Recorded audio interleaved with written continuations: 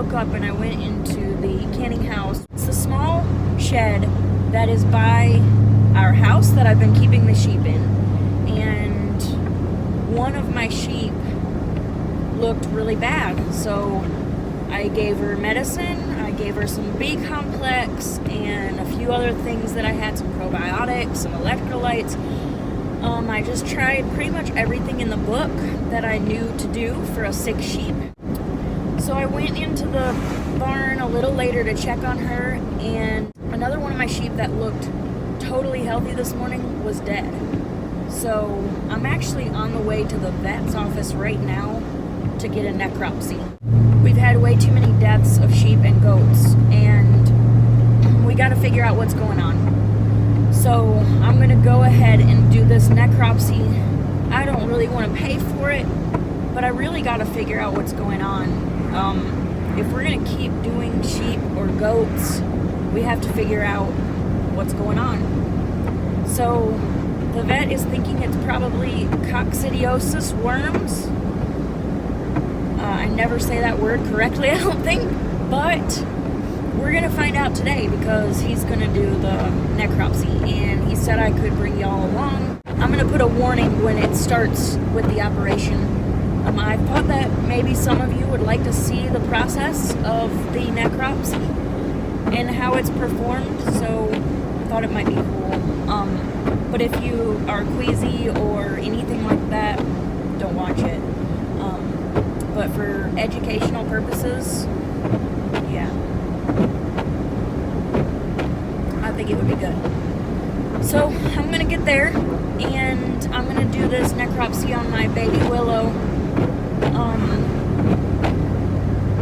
Aspen, the littlest sheep, she looks totally perfectly healthy. And then, no, not Aspen. Oakley, the littlest sheep that had some problems when she first came, she looks totally healthy today.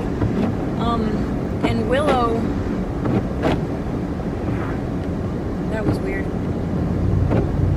Willow looks, she looked fine this morning. Willow looked fine this morning. And, yeah. Anyway, this is a very interesting way to spend my Halloween day. We have to get to a party by 5:30, and it's 4:15, and I'm just now heading to the vet because I just found out that he can do the necropsy. So, I'm going to get this done. This is a very difficult part of homesteading, is losing animals, especially ones that you have waited for a really long time and that you love and you've taken care of. I bottle fed her, like, yeah, it's tough. So, yeah, I'm going to go ahead and do this, and I'll see you in a little bit.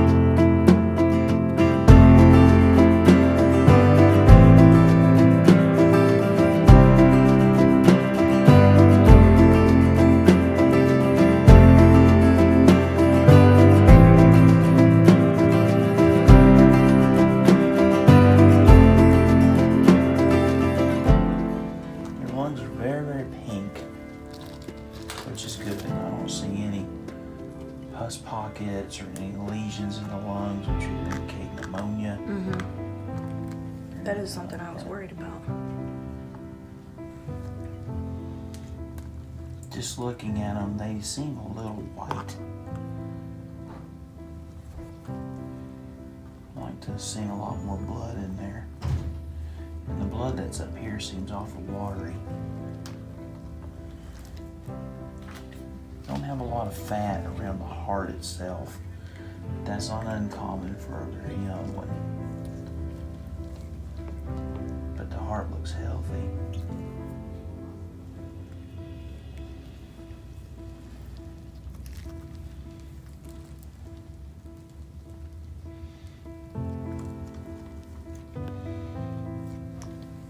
Yeah, I don't think it's a chest problem at all.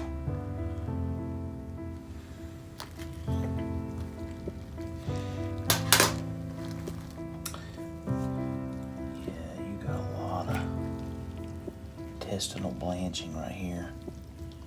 What does that mean? You're not gonna like the answer.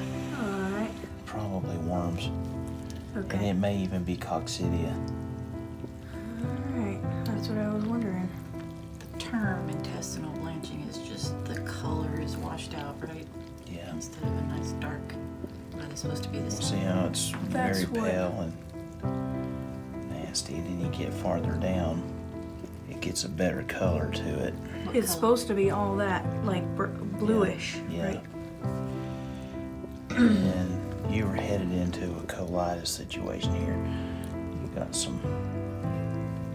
You got a lot of gas and a lot of fluid in there. Okay. What does that mean? You hadn't developed diarrhea yet. It's so acute. Okay. It was going to be diarrhea. Yeah, we were headed for that. Yeah, because I haven't seen any diarrhea in any of them. Problem with coccidiosis is it can drain them quick. And there is some evidence that it can cross the blood-brain barrier, get into the brain. What would that cause, like, staggering and, Yes. well, my sheep at home is dealing with it. Which I contemplated taking her because she's on her way out. Miss Lakeisha?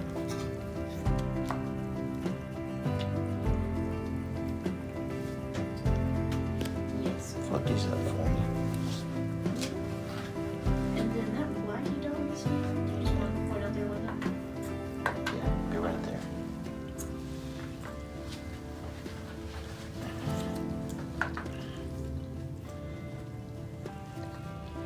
Just taking some stool samples from randomly throughout.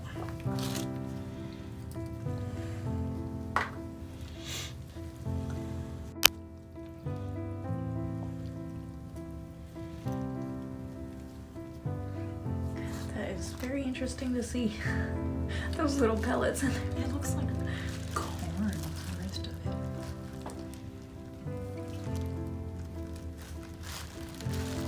But yeah. But acute anemia will also cause them to stagger, be kind of drunk. So, I mean, if they're, Well, one of them, I have 2 more babies at home. One looks perfectly fine. And then the other one, but she looked perfectly fine this morning. Just a little bit of her head was hanging, just a little bit. I had a little girl that was running to the food bowl. She was 9 weeks old on Sunday, and on Monday she was laying out in the field dead.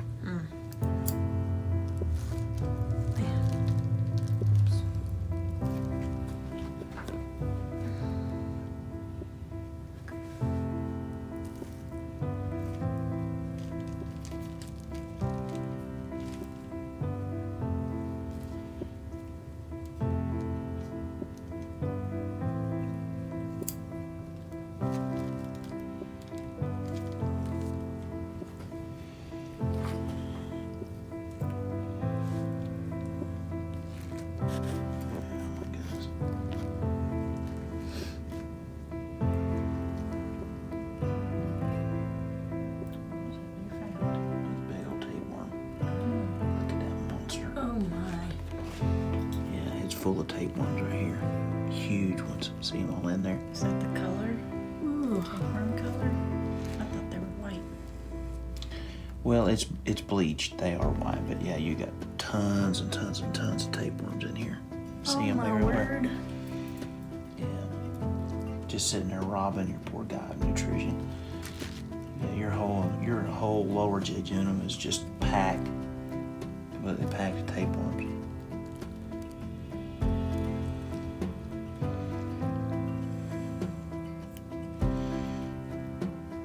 There's your roundworms right there. Oh my goodness, she got it all. Hookworm, she's got them all, yeah. They're coming out. Thread-like worms there. Part of her intestine. I'm sorry, but this is probably going to be parasitemia. Acute parasitemia.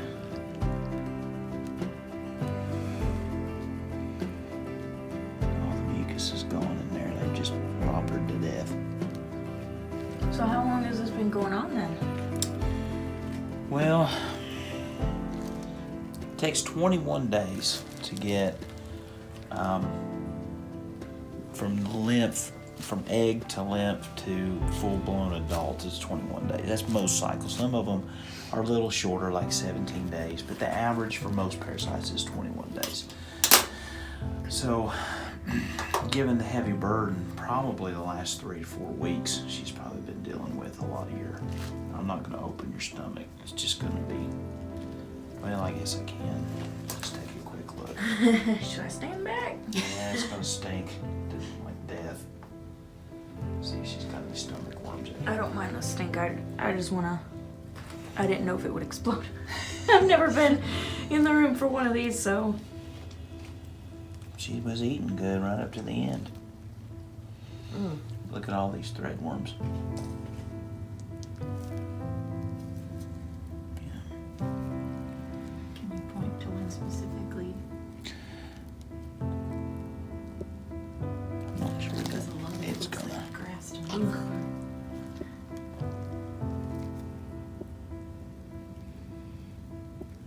I see somethings, but maybe it's grass. I don't I'd know. have to look at that under the microscope, but I think these little red things are barber pole worms.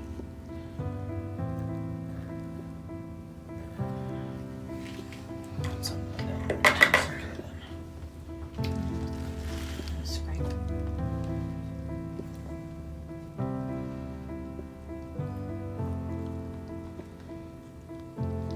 What's that? It's grass, probably.